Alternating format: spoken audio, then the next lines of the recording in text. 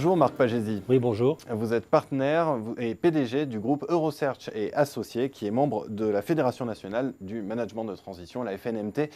J'ai envie de vous poser la question, pourquoi le management de transition? Quelle est l'essence de cette activité qui a vu le jour finalement assez récemment? Écoutez, le management de transition est un service qui est apparu en Europe du Nord, qui est maintenant très répandu en France et qui correspond tout simplement à l'ère du temps. C'est-à-dire qu'autrefois, les entreprises avaient du temps pour recruter des compétences à forte valeur ajoutée.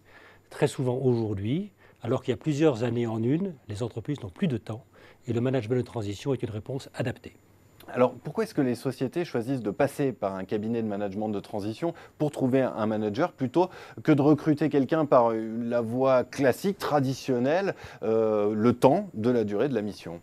Écoutez, dans les entreprises, il y a plusieurs besoins de compétences. Il y a des besoins de compétences pour la durée longue et heureusement, dans les entreprises, il y a des gens qui sont recrutés et qui vont rester longtemps dans l'entreprise. Mais la vie économique est une vie économique bousculée, volatile. Les organisations des entreprises sont souvent de plus en plus légères et les entreprises sont confrontées à des situations spéciales. Et le management de transition est une réponse à forte valeur ajoutée pour traiter ces situations spéciales. Je peux détailler des situations spéciales. Ça peut être l'ouverture d'un nouveau projet, la prospection d'un nouveau marché en Pologne ou au Brésil. L'entreprise n'est pas forcément équipée pour avoir toutes les compétences pour explorer cette solution. Ça peut être une situation de crise. Il faut réorganiser en urgence l'entreprise. Ça peut être la compréhension que l'on doit avoir de l'évolution d'une organisation, celle de la logistique par exemple. Et il est bon, je dirais, d'avoir quelqu'un qui apporte une forte valeur ajoutée de l'extérieur pour aider à avoir un diagnostic opérationnel sur la bonne organisation d'une fonction logistique. Ça peut être tout simplement de prendre au pied levé la direction de l'entreprise ou bien la prise de responsabilité d'une fonction, une direction financière, une DRH, une direction commerciale. Et pour le manager lui-même, quel intérêt de passer par un cabinet de management de transition plutôt que d'essayer de proposer ses services en indépendant ou là encore par la voie classique en se faisant recruter?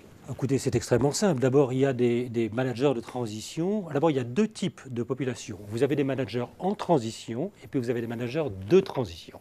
Les managers en transition sont dans le fond ceux qui cherchent à être recrutés dans la durée dans les entreprises.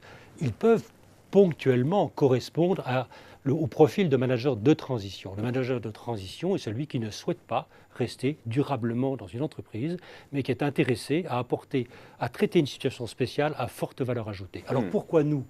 Tout simplement parce que nous connaissons l'entreprise. Chez Eurosearch et Associés, nous accompagnons les entreprises suivant des phases de croissance, des phases de transformation, des phases de crise, des phases de préparation, de relève managériale.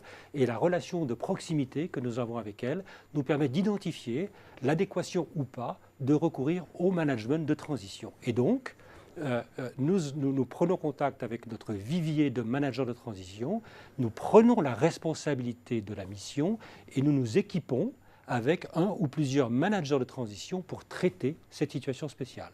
Donc pour répondre à votre question, c'est nous qui apportons, je dirais, ce besoin, qui staffons, je dirais, notre équipe avec des consultants internes, mais aussi avec des managers de transition qui sont là dans des contrats de chantier, c'est-à-dire sur un projet à durée déterminée, pour mener ce projet qui a un début, un milieu et une fin. Eh bien, merci beaucoup Marc Pagési pour cet éclairage sur le management de transition. Merci. Je vous en prie.